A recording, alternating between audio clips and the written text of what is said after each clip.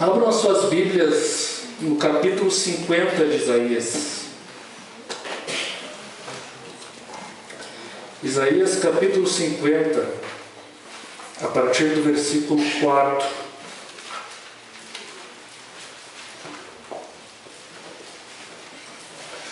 Do versículo 4 até o versículo 11, ou seja, até o final do capítulo.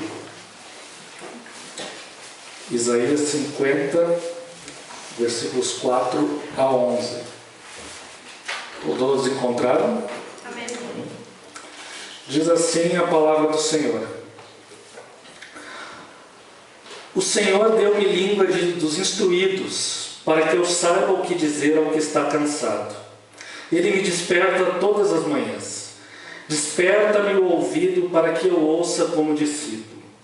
O Senhor Deus abriu-me os ouvidos e eu não fui rebelde e nem me afastei. Ofereci as minhas costas aos que me feriam e a minha face aos que me arrancavam a barba. Não escondi o rosto dos que me afrontavam e me cuspiam. Pois o Senhor Deus me ajuda, portanto não fico envergonhado. Por isso meu rosto está firme como pedra e sei que não serei envergonhado.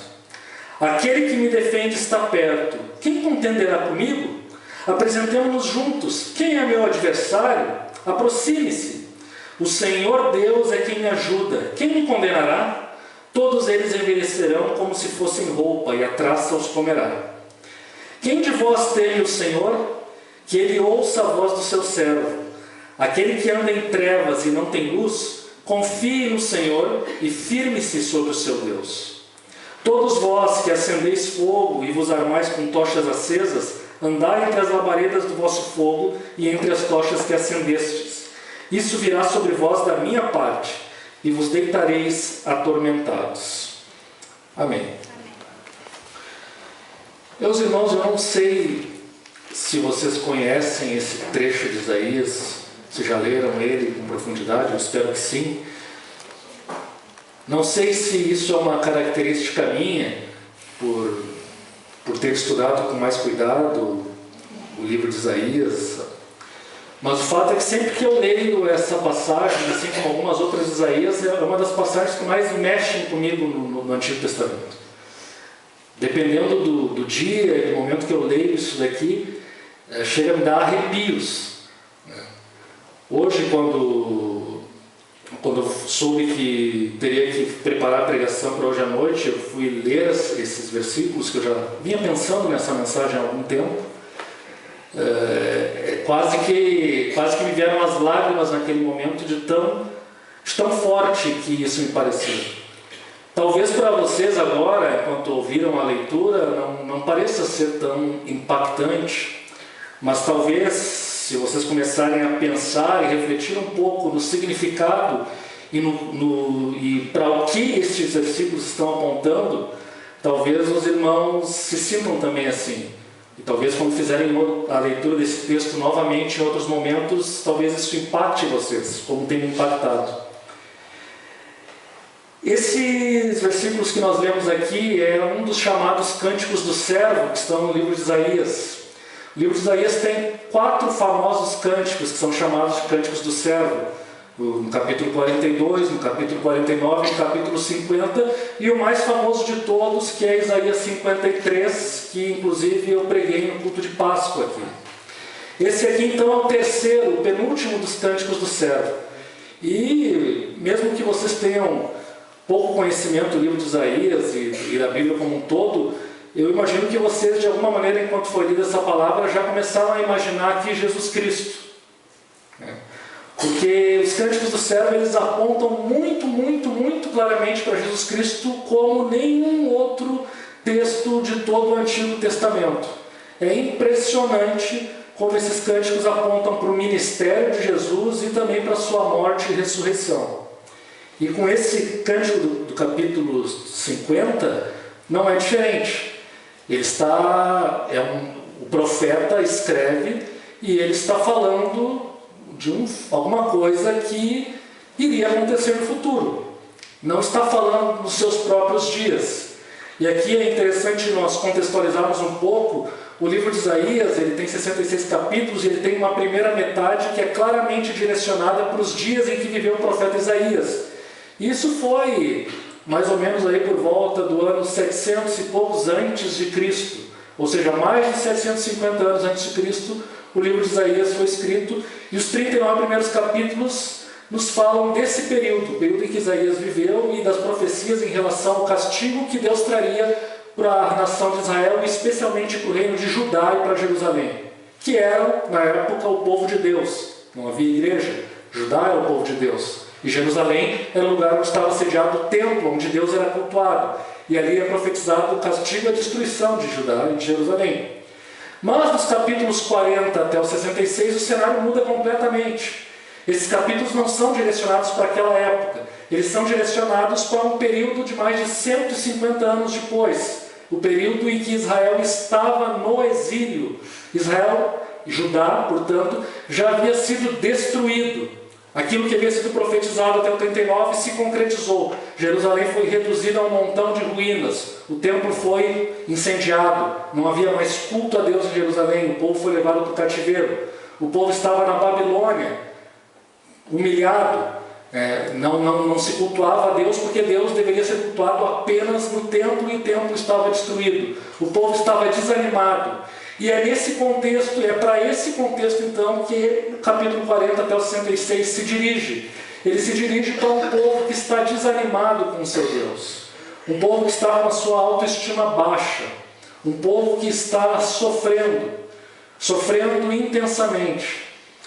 E do 40 ao 66, Isaías escreve principalmente, não apenas isso, mas principalmente mensagens e palavras de consolação a esse povo que sofre. Mas ele não apenas escreve coisas bonitas, e alguns dos versos mais lindos da Bíblia estão nesses capítulos, mas ele também, muitas vezes, ele critica o pecado de Judá, a incredulidade de Judá, e Judá, apesar de ter sofrido o juízo de Deus, continuava achando que Deus estava sendo injusto com ele.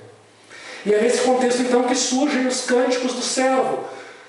São alguns trechos desses capítulos de Isaías, a partir do capítulo 40, que nos falam de uma figura misteriosa, o servo. Isaías apresenta, já no capítulo 12, ele fala: eis aqui o meu servo. Mas ele não diz quem é esse servo. Em algumas passagens a palavra servo é usada em Isaías e ela se refere ao povo de Israel. Em algumas outras passagens a palavra servo também poderia se referir ao profeta. Mas nesses 4 cânticos que nós temos aqui, elas não se referem propriamente à nação de Israel e nem ao próprio profeta. Dá para se ver claramente que ele está falando de alguma pessoa que tem uma dignidade muito mais elevada do que qualquer ser humano. Os judeus mesmo, por muito tempo, tentaram explicar quem seria esse servo. Alguns disseram que era o povo de Israel, a nação. Outros diziam que seria o Messias. Mas como muitos judeus entendiam que o Messias não poderia sofrer, porque Deus nunca faria o seu povo sofrer, a não ser que o povo fosse culpado, e o Messias seria bom, então uma pessoa boa não pode sofrer, a conclusão é que então o servo não poderia ser o Messias. Mas quando Jesus veio ao mundo, começou ao longo do seu ministério a ficar claro que aquilo que o profeta escreveu mais de 600 anos antes se aplicava a ele, ao Messias, ao Filho de Deus, e não a outra pessoa. E ele vai demonstrando isso ao longo de todo o seu ministério, e isso fica muito claro após a sua morte e ressurreição. E veja, na semana passada eu preguei aqui sobre os sofrimentos de Cristo. E de certa maneira, esse cântico que eu li aqui nos fala também dos sofrimentos de Cristo. Então eu poderia dizer que essa pregação ela é uma continuação da pregação da semana passada, e eu não vou repetir o que preguei na semana passada, porque a questão do sofrimento, seja de Cristo, seja o nosso sofrimento, é uma questão tão ampla que daria para escrever muitos e muitos livros a respeito disso. E essa passagem aqui nos ajuda então a refletir um pouco mais sobre os sofrimentos de Cristo e os sofrimentos do seu povo, a partir desse pequeno cântico. Então vamos analisar mais detidamente o que esse texto nos ensina a respeito disso. E a primeira coisa, no versículo 4, que ele nos ensina ali, é que o servo sofredor, esse servo de que Isaías fala, ele era uma pessoa que teria uma palavra para aqueles que estão cansados. Em outras palavras, também poderíamos dizer, para aqueles que sofrem. O povo de Judá estava sofrendo na Babilônia, estava se sentindo desamparado por Deus, e também os gentios que não conheciam a Deus também não tinham acesso a Deus, muitas pessoas sofriam, e o profeta está dizendo que esse servo aqui ele vai ter uma palavra adequada para essas pessoas, quando ele diz assim, o Senhor, veja, aqui é o servo falando, por isso um cântico servo, o servo está falando aqui, o Senhor deu-me língua de instruídos, a maioria das versões vai dizer língua de eruditos, que também seria uma tradução adequada. O Senhor deu-me língua de instruídos ou de eruditos para que eu saiba o que dizer ao que está cansado. Então o servo seria uma pessoa sábia e que saberia o que falar àquelas pessoas que estão sofrendo. Nesse sentido, ele é sábio para aconselhar aquele que sofre. E vejam só, ele é sábio não apenas porque ele adquiriu sabedoria, mas porque ele também sofre. Ele tem essa língua de eruditos. Deus deu a capacidade dele aconselhar os cansados, os que sofrem, porque ele mesmo sofreu. E é isso que vai ficar mais claro quando nós continuarmos a leitura do texto. Mas o servo, então, ele recebeu uma língua de eruditos para saber o que dizer ao que está cansado. E ele continua. Ele, o Senhor, me desperta todas as manhãs e me desperta o ouvido para que eu ouça como discípulo. E aqui nos está falando da submissão desse servo. O servo, ele acorda toda manhã, ele é servo de Deus, mas ele não se arroga dessa posição. Ele não diz, eu sou servo de Deus, então eu sou um ungido de Deus e eu faço o que eu quiser, eu falo o que eu quiser, eu recebo tudo direto. Não. O servo, diariamente, ele ouve, ele é despertado pelo Senhor, e o Senhor fala com ele e ele ouve. Aqui no hebraico, ouvir muitas vezes significa não apenas escutar, mas geralmente no Antigo Testamento ouvir também significa obedecer. Aqueles que ouvem, obedecem. A Bíblia sempre nos diz que as pessoas que escutam, mas não ouvem, são aquelas pessoas que têm o coração endurecido, ou seja, as pessoas que não obedecem. E aqui, portanto, quando ele nos fala que o servo, quando ele diz que recebeu um ouvido para ouvir como discípulo, a palavra está nos dizendo então que ele era obediente. Então vejam só, aqui nós temos duas características que nos apontam claramente para Jesus Cristo. Porque primeiramente Jesus tem uma palavra aos cansados, e nós vamos ver em que sentido ele tem uma palavra aos cansados e aos que sofrem. Mas também ele foi obediente. Se nós pegarmos os livros do Novo Testamento, nós vamos ver Paulo dizendo então que Jesus é o exemplo, aquele que, sendo igual a Deus, não teve por usurpação, ser igual a Deus, mas ele se humilhou e se fez servo. E veja que não é por acaso que Paulo usa a expressão servo, porque ele está retomando o conceito que está aqui. Jesus, portanto, foi obediente até a morte de cruz. Então, Paulo está retomando conceitos teológicos que estavam presentes aqui nesse cântico do servo. Mais de 600 anos antes do nascimento de Jesus, já estava, portanto, sendo anunciado o fato de que ele iria ser uma pessoa que obedeceria a Cristo. E por isso, no versículo 5, mas antes do versículo 5, uma observação. O servo, portanto, ele tem uma palavra aos cansados, aos que sofrem. E nós podemos lembrar aqui imediatamente o que Jesus fala, está registrado nos Evangelhos. Vinde a mim todos vós que estáis cansados, a mesma palavra, e sobrecarregados, e eu vos aliviarei. E ele fala do jugo. Então percebam vocês que aqui, quando ele tem uma língua para falar para os cansados, apesar de isso apontar diretamente para o sofrimento físico, para a pessoa que está desanimada, para a pessoa que perdeu a sua fé, como no caso da nação de Judá no exílio, isso também nos fala daquelas pessoas que estão cansadas de tentar serem aceitas diante de Deus por meio dos seus próprios esforços. As pessoas que procuravam guardar a lei, como os fariseus, as viúvas, os judeus que guardavam e sempre falhavam em alguma coisa, e Jesus acusa os fariseus justamente disso, porque eles estavam impondo uma carga muito pesada sobre as pessoas, carga essa que nem eles mesmos conseguiam se cumprir. E Jesus, portanto, vai dizer: vinde a mim, vocês que estão tentando se justificar pelo seu próprio esforço, pelos seus próprios méritos, pela sua própria capacidade de me obedecer, porque eu vos aliviarei.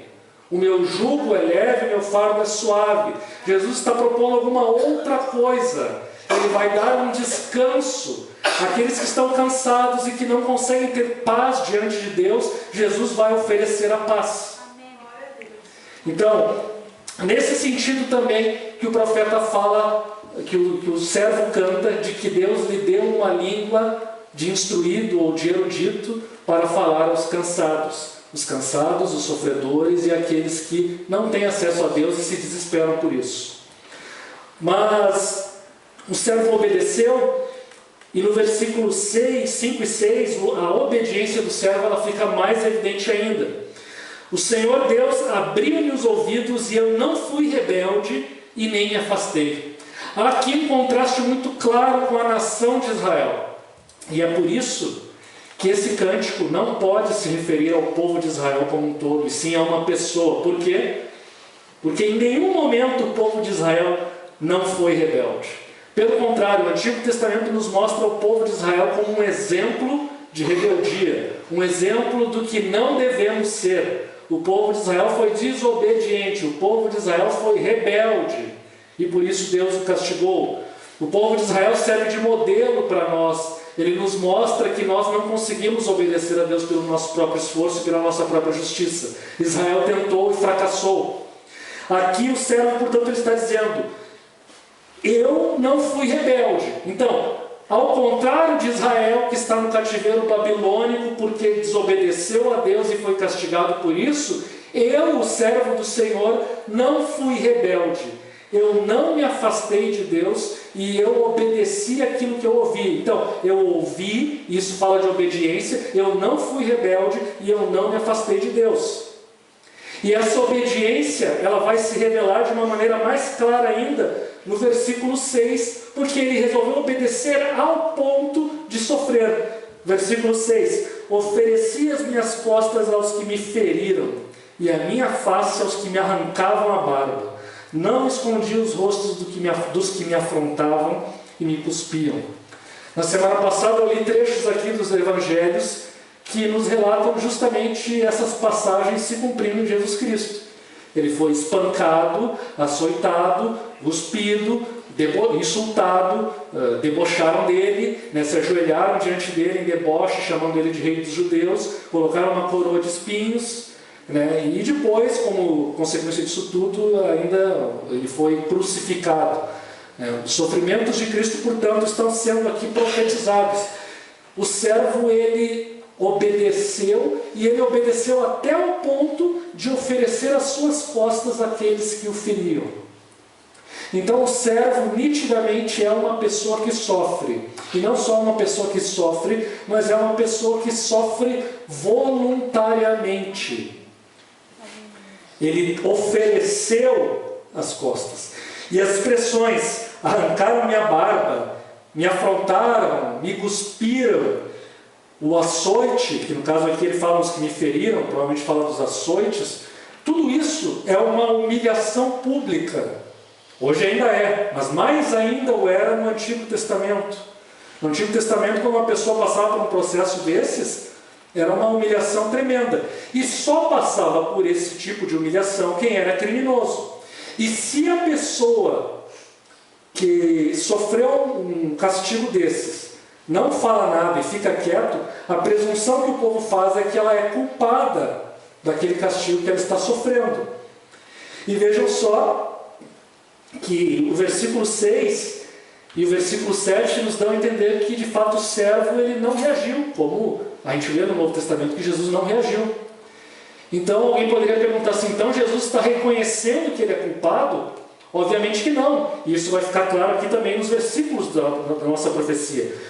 Vejam só, versículo 7: pois o Senhor Deus me ajuda, portanto não fico envergonhado. Por isso meu rosto está firme como uma pedra, e sei que não serei envergonhado. Jesus esteve firme e suportou toda aquela tortura, todo aquele sofrimento, toda aquela humilhação, tendo a certeza de que, apesar da humilhação pública, ele não seria envergonhado.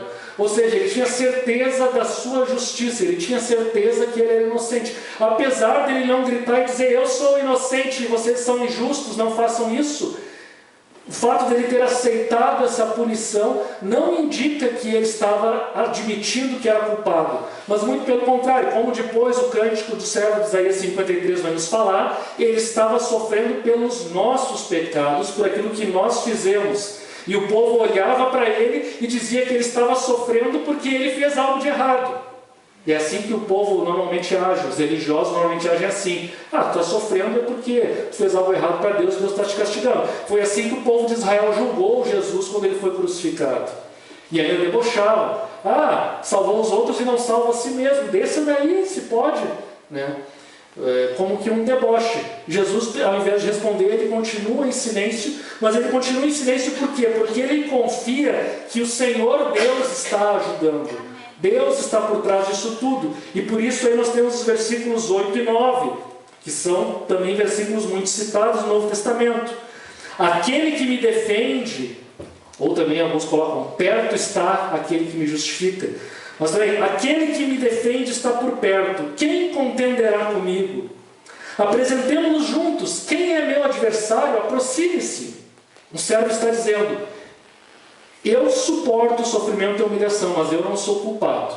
Eu tenho certeza diante de Deus que eu sou inocente, que eu sou justo. Aquele que me justifica é o próprio Deus.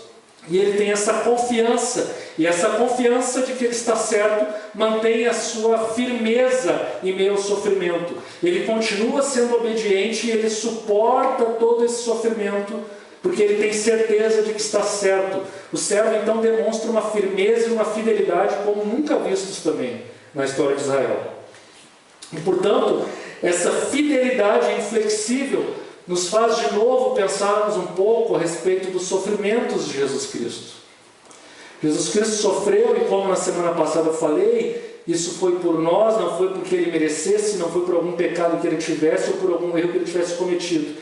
Mas aqui nós podemos fazer uma outra reflexão um pouco mais profunda nesse sentido.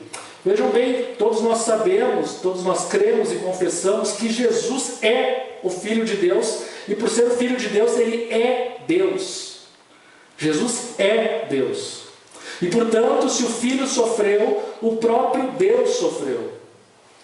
Isso para alguns pode soar, pode parecer herético, e nós temos que explicar para não parecer herético isso.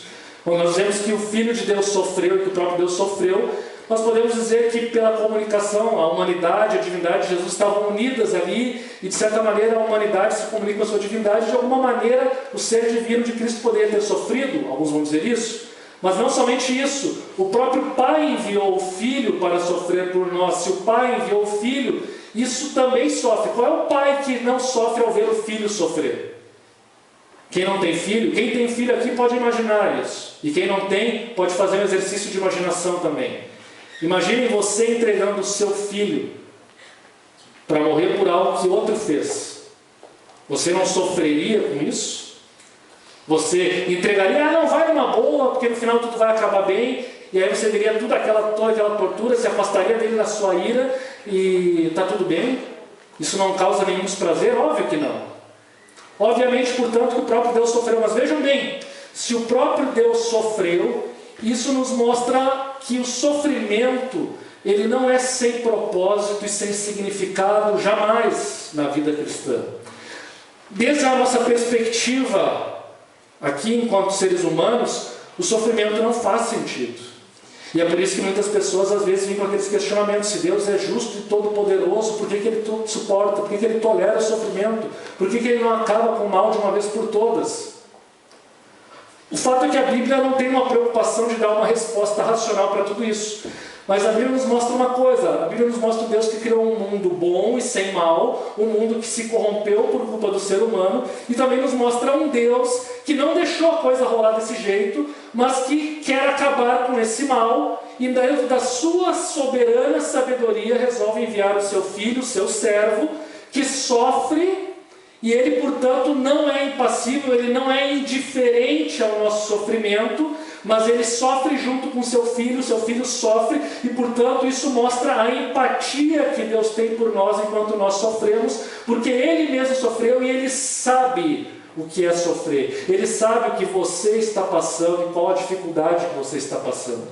E, portanto, ele, não me entendam mal, mas ele se justifica a si mesmo quando ele manda o seu filho para sofrer. Se justifica a si mesmo no seguinte sentido: Deus não é o autor do mal, não é o culpado do mal, mas de alguma maneira ele permitiu que a humanidade estivesse aí, ele tolera o mal que é praticado no mundo, e aparentemente nós não temos resposta, mas ele mostra com a encarnação, com o sofrimento de seu filho, que ele não é indiferente ao mal.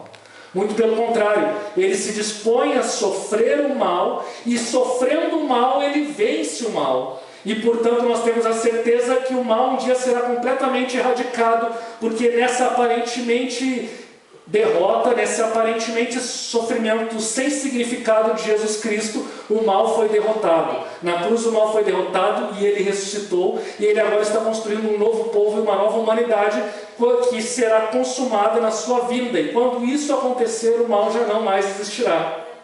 E essa, portanto, é a nossa esperança como igreja, é isso que nós esperamos todas as vezes que celebramos a Santa Ceia aqui. Anunciamos a morte de Jesus Cristo até que ele venha, porque quando ele vier, a ceia, esse pão e cálice aqui tão pequenininhos, será um banquete celestial na presença de Deus, já sem mal, sem sofrimento, sem dor, sem tortura, sem nenhum tipo de sofrimento.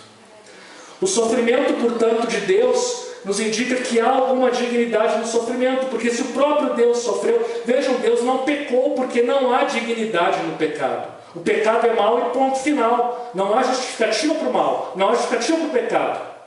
E Deus não pecou, e Jesus não pecou, mas Jesus sofreu.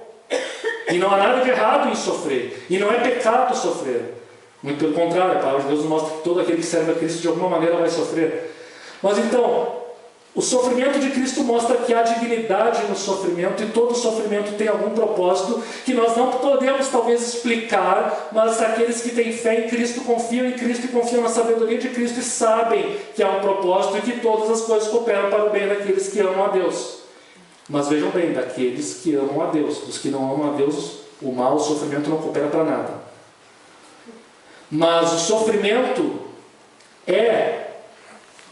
os reformadores, Lutero dizia, é a obra alheia de Deus, ou seja, Deus não quer torturar ninguém, Deus não gosta de fazer ninguém sofrer, não é algo que está no ser de Deus fazer as pessoas sofrerem porque Ele gosta disso, mas é uma obra alheia no sentido de que Deus não deseja o sofrimento, mas Ele usa o sofrimento para se revelar à humanidade e para fazer com que a humanidade, aqueles que amam a Deus, que amam a Cristo, se tornem mais semelhantes a Jesus Cristo. Em outras palavras, à luz da palavra de Deus, o sofrimento tem um propósito na vida daqueles que amam a Deus. E o servo, ele sofre aqui porque ele tinha um propósito. E tinha uma dignidade. Mas o propósito não é só para ele, o propósito é para todos nós. E a cruz que o servo carregou é a cruz que nós também carregamos. Graças a Deus não teremos que morrer, mas de alguma maneira também sofreremos como o nosso mestre. Pensando um pouco nessa questão, lembre-se, por exemplo, da questão de como a cruz, como o sofrimento do servo nos mostra que o sofrimento tem um propósito. Pensem num filme, eu até já falei isso em algumas pregações aqui, mas eu tenho um filme muito bonito, até certo ponto, né, que é aquele Como Eu Era Antes de Você. E esse filme ele aborda justamente a questão do sofrimento, e se vale a pena viver em meio ao sofrimento. E qual é a conclusão? O filme ele não é nem um pouco cristão, é um filme totalmente secularizado. É um filme que não leva em consideração se existe Deus ou não. E o filme ele é brilhante numa coisa, ele mostra que nada nessa vida, e nem mesmo o amor humano, dá dignidade ao sofrimento. Não há nada que dê dignidade ao sofrimento.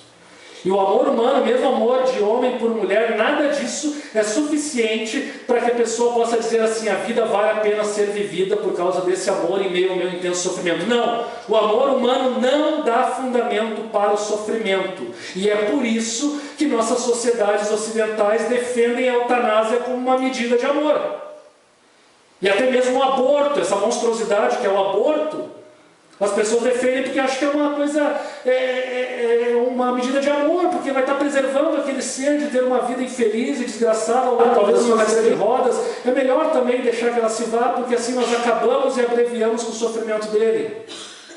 O mundo, é evidente que essa é a conclusão que o mundo vai chegar, e não tem outra conclusão. Por quê? Porque não há dignidade no sofrimento. A razão humana nunca vai encontrar dignidade no sofrimento, e não há mesmo. É somente o cristianismo que pode apresentar alguma dignidade no sofrimento. É somente a cruz de Cristo que pode mostrar alguma dignidade no sofrimento. É somente quando entendemos que o próprio Deus sofreu na cruz é que nós podemos entender que o nosso sofrimento pode ter uma dignidade, sim. Agora, se Deus não existe, se Ele não sofreu, vejam, no islamismo e outras religiões, Deus não sofre. E esse Deus que não sofre é um Deus indiferente. Ele está lá, está lá. Ele é um Deus arbitrário, Ele faz o que Ele quer. Ele não ama.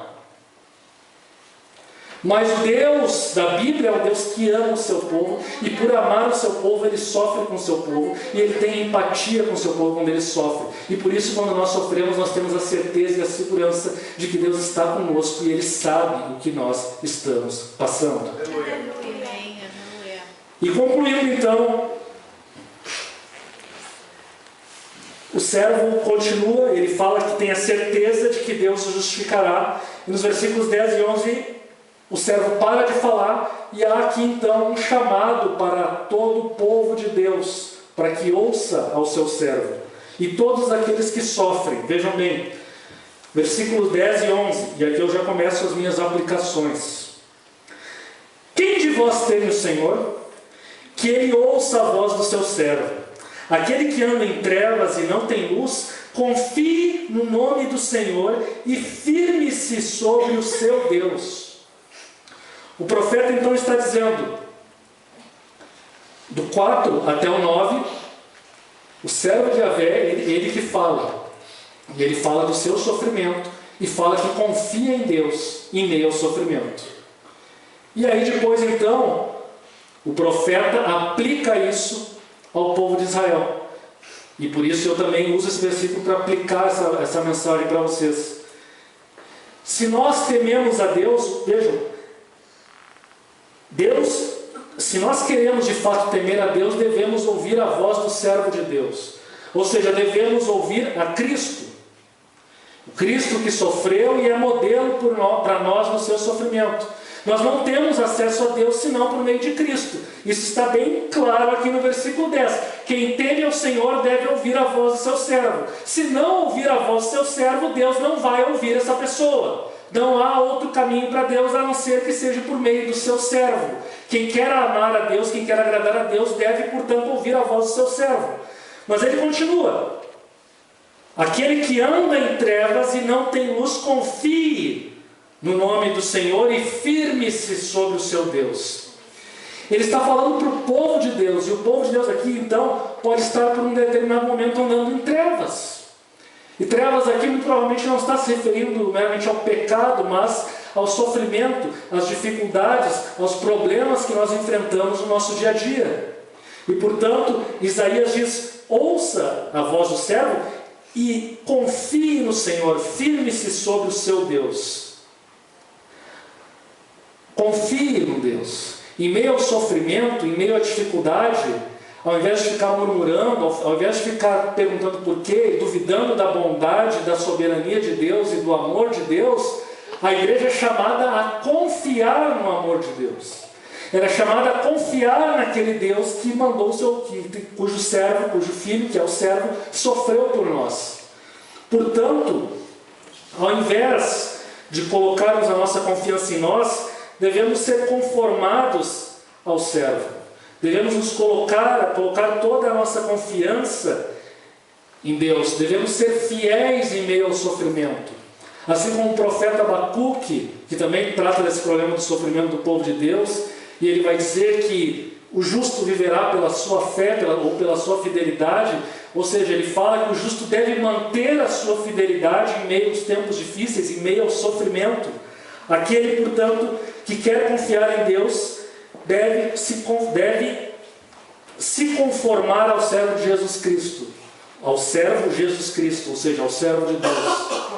Não há outro caminho, não há outra resposta para o cristão quando ele passa por uma dificuldade, quando ele passa por um momento de sofrimento. A única resposta aceitável para um cristão é confiar em Deus em meio ao sofrimento. E esse é o chamado, portanto, que o profeta faz. Confie em Deus em meio à dificuldade. E isso nos aponta não apenas para o sofrimento, mas também para a nossa salvação. Se você está atolado no pecado, não consegue se livrar dos seus pecados, não consegue se livrar dos seus vícios, acha que não é aceito por Deus, que carrega um sentimento de culpa por não conseguir guardar a lei de Deus e acha que precisa ser perfeito para que Deus aceite, o profeta nos chama: confie e se firme somente em Deus. Ouça o servo e confie em Deus, não confie nos seus méritos. Confie naquilo que o servo de Deus fez por você. Isso eu preguei, apliquei na semana passada, não vou me ater muito a isso. Mas é um ponto muito óbvio que nós temos que semanalmente nos lembrarmos disso. Não devemos confiar em nosso próprio esforço, mas no servo. E é disso que o versículo 11 nos fala. Todos vós que acendeis fogo e vos armais com tochas acesas, andais entre a labareda do vosso fogo, entre as tochas que acendestes. Isso virá sobre vós da minha parte e vos deitareis atormentados. O que ele está dizendo aqui nesse versículo 11? Parece até meio fora de contexto. Mas o que ele está dizendo é o seguinte: vocês que se armam, acendem fogueiras e coisa e tal, parece que ele usa, dependendo da tradução, parece que ele está usando uma linguagem de preparação para a batalha contra os inimigos. Ele está dizendo: vocês que confiam no poder de vocês não vão a lugar nenhum. Vocês confiam no poder de vocês para derrotar o mal, para derrotar o sofrimento, para derrotar o pecado? Não, vocês vão cair no próprio fogo que vocês acenderam. Eu mesmo, porque aqui é Deus que está falando, eu mesmo os destruirei. Todo aquele que confia em si, que confia no seu esforço e que não confia no servo de Deus, Jesus Cristo, essa pessoa está fadada ao fracasso. Ninguém será salvo pelas obras da lei, ninguém será salvo pela sua justiça própria. Na verdade, nós seremos condenados por ficarmos tentando fundamentar a nossa salvação. Então, as duas aplicações desse cântico, elas nos apontam para essas duas coisas. Não confie no seu mérito e no seu esforço, versículo 11. Mas, pelo contrário, confie em Deus e somente em Deus para a sua salvação. Somente Ele pode fazer a sua obra.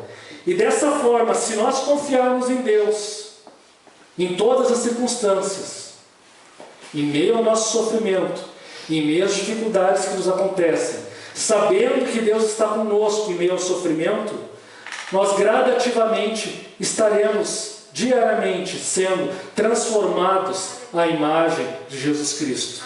E esse, meus irmãos, já falei isso várias vezes e quero encerrar lembrando disso. Esse é o propósito da nossa existência aqui na Terra. Sermos conformados por Deus à imagem do seu Filho Jesus Cristo. Não há outro propósito, não é a prosperidade, não é ter um monte de filho, não é ser rico, não é ter boa saúde, não é viver 100 anos. Tudo isso é bom e nós pedimos para Deus e Deus nos dá essas coisas. Mas o nosso propósito, o nosso chamado, o chamado do povo de Deus, é sermos conforme o servo sofredor. É termos esse servo como nosso modelo. Lembra que no domingo passado eu falei de Jesus como modelo, os sofrimentos de Cristo como modelo. E aqui de novo isso nos lembra. Jesus Cristo, aquele que carregou a cruz, aquele que sofreu voluntariamente, é o nosso modelo de obediência, é o nosso modelo de sabedoria. E portanto Deus pode estar usando o seu sofrimento para que você também tenha uma língua de eruditos para poder aconselhar e falar ao coração daqueles que sofrem, daqueles que não conhecem a Cristo e daqueles que precisam conhecer a Cristo. Não tenha dúvidas, meu irmão, teu sofrimento não é em vão. A tua culpa que às vezes tu carrega pelo pecado não é em vão. Deus está trabalhando por meio disso para te tornar semelhante a Cristo. Portanto, lembre-se disso. E eu quero encerrar com a leitura bíblica de Romanos, que também nos aponta o cumprimento disso tudo. Romanos, capítulo 8, versículos 31 a 39. É uma outra leitura que também, quando nós lemos com calma, é de arrepiar.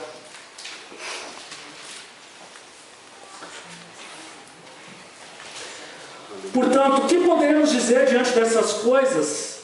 Se Deus é por nós, quem será contra nós? Aquele que não poupou nem o próprio Filho, mas pelo contrário o entregou por todos nós, como não nos dará também com Ele todas as coisas? Quem trará alguma acusação? Vejam aqui, está retomando o que Isaías fala.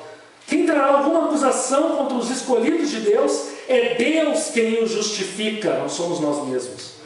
Quem os condenará? Cristo Jesus é quem morreu, ou pelo contrário, quem ressuscitou entre os mortos, o qual está à direita de Deus e também intercede por nós. Quem nos separará do amor de Cristo? Será tribulação, angústia, perseguição, fome, privação, perigo ou espada? Ou seja, tudo isso é sofrimento. Como está escrito: por amor de ti somos entregues à morte todos os dias. Fomos considerados como ovelhas para o matador. Mas em todas essas coisas, ou seja, na tribulação, angústia, perseguição, fome, privação, perigo, espada, ou seja, em todo o nosso sofrimento, no nosso sofrimento, somos mais do que vencedores por meio daquele que nos amou. Pois tenho certeza de que nem a morte, nem a vida, nem os anjos, nem as autoridades celestiais, nem coisas presentes, nem no futuro, nem poderes, nem nós mesmos, também isso está incluído, nem altura, nem profundidade, nem qualquer outra criatura, ou seja, nenhum outro ser humano ou animal, poderá nos separar do amor de Deus que está em Cristo Jesus, nosso Senhor. Amém. E é isso que nós vamos celebrar essa noite na Santa Ceia. Nos colocamos em pé, irmãos. Vamos orar. Coloque-se diante de Deus. Peça misericórdia para Ele. Agradeça a Ele por tudo que Ele fez por você. Reconheça que pelo seu pecado você não merece nada e que você não conseguiria vencer o seu pecado sem que o servo sofresse por você. Amém? Pai amado, nós estamos na Tua presença e queremos nos colocar diante de Ti como igreja, Senhor.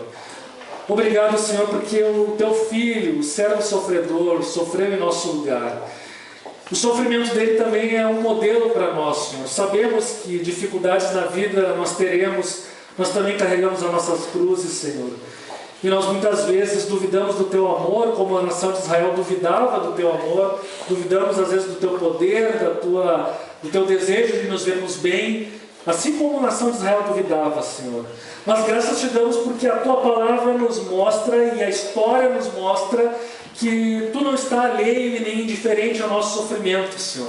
Mas que Tu nos ama com amor fiel, Pai. Tu nos ama com amor eterno e entregaste o Teu Filho por nós, Senhor. E nós temos a confiança, Senhor, de que em meio ao sofrimento Tu estás conosco, Senhor. E temos a confiança, Senhor, de que o sofrimento de Cristo também não é só uma empatia que Tu tem por nós, mas é também o Teu poder e a Tua vitória sobre o pecado, a morte e toda a dor que nós carregamos por nossa condição humana, Pai. Por isso nós queremos estar unidos a Ti, Pai. Fica conosco, Senhor. Que Teu Espírito Santo habite em nós, nos fortaleça, nos capacite a seguirmos o exemplo do Teu servo, o exemplo do Teu Filho, Senhor. Nos dê alegria de estarmos na Tua casa e de Te servirmos diariamente, Senhor. Nos dê alegria de tomarmos decisões a favor do Teu reino e não do nosso interesse próprio, Senhor. Nos capacite para tudo isso, nos dê visão, nos dê, Senhor, a disposição de compartilhar o Teu Evangelho a respeito de toda hostilidade que possamos enfrentar, Senhor. Guarda-nos, Senhor, de todo mal, livra-nos do pecado e prepara-nos agora para a participação da Tua ceia, Senhor. Assim nós oramos, em nome de Teu Filho Jesus. Amém.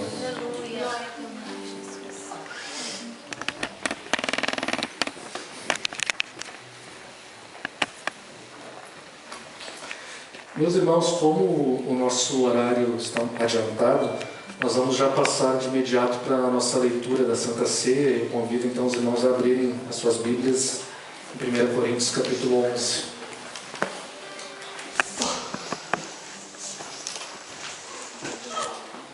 A partir do versículo 23.